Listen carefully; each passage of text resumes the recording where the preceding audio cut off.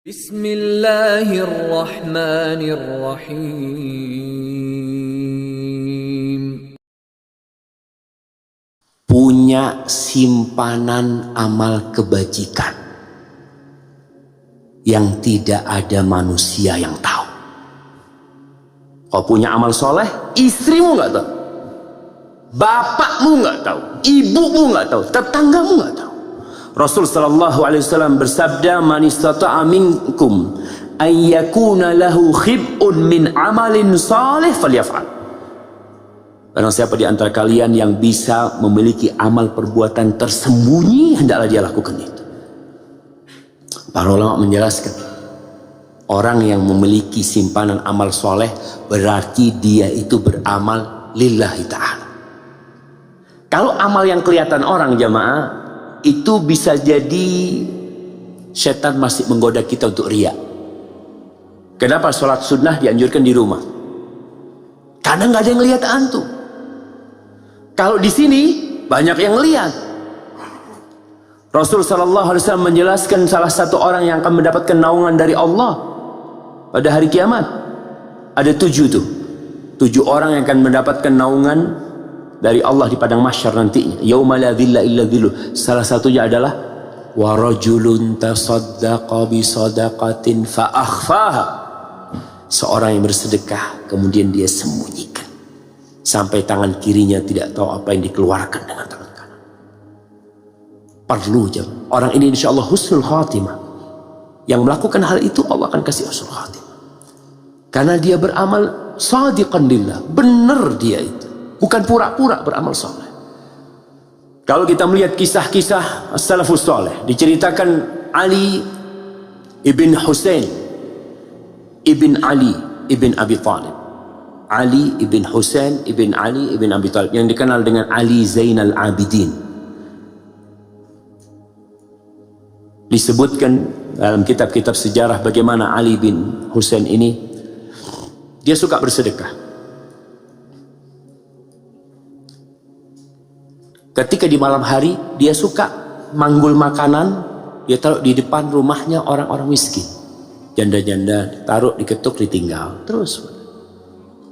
Tidak ada yang tahu. Kapan diketahui?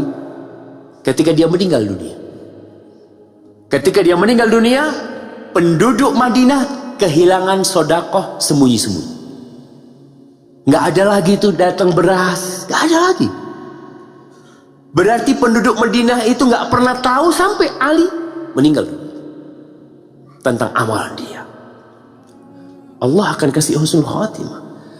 Dawud ibn Abi Hind, seorang alim ulama yang terkenal, Ibn Abi Adi cerita tentang dia. Dawud ibn Abi Hind ini puasa selama 40 tahun. Keluarganya nggak ada yang tahu. Puasa sunnah selama 40 tahun. Wa kana kharrazan. Dia kerjanya kharraz. Kharraz wallahu a'lam, apa artinya kharraz ini? Kharraz kalau nggak salah sebagai pembuat kerajinan lah dia. Kalau anda nggak salah. Dia itu ketika berangkat kerja selalu membawa makan siang. Di tengah jalan dia sedekahkan. Di tempat kerjanya dia nggak makan. Orang-orang berpikir mungkin dia sudah makan di jalan. Pulang malam hari, dia makan malam, dan itu berbukanya dia. Selama 40 tahun keluarganya nggak tahu. Subhanallah, kita baru puasa sunnah sehari, sekampung udah tahu. Insyaallah. Fadl makan. Nah lagi puasa. Insyaallah. Baru sehari puasa sunnah, sekampung udah tahu semuanya. Usahakan kita punya amalan-amalan. Dan wanita, ibu-ibu tuh bisa punya ibadah sunnah yang suaminya nggak tahu. Suaminya keluar kota, dia puasa sunnah. Soalnya kalau dia puasa sunnah ketika ada suaminya, dia harus izin sama suaminya. Maka lakukan amalan-amalan yang tidak diketahui oleh orang. Ibnu Sirin, seorang tabi'in, dikatakan Ibnu Sirin ini kalau siang dia tertawa sama orang, ya, Masya Allah, hidupnya senang sama orang. Fa idza jannal lail faka'annahu qatala ahla qaryah. Tapi kalau sudah malam tiba, dia itu menangis seakan-akan telah membunuh orang satu kampung. Memohon ampunan kepada Allah Subhanahu wa ta'ala. Di antara 7 orang yang akan mendapatkan naungan di sisi Allah, salah satunya wa rajulun dzakarallaha khalian fafadat ain. Orang yang mengingat Allah sendirian, bukan di depan orang. Nangis di depan orang gampang. Kadangkala orang Masya Allah sholat di Masjid Nabawi pada nangis. Masya Allah. Setelah sholat, sahibnya tanya, antum kenapa nangis tadi? Ya imamnya nangis, nggak enak gak nangis kan? Jadi kadangkala terharu kan, antum kadangkala ada orang nangis, antum ikut nangis, padahal nangisnya antum hanya terharu.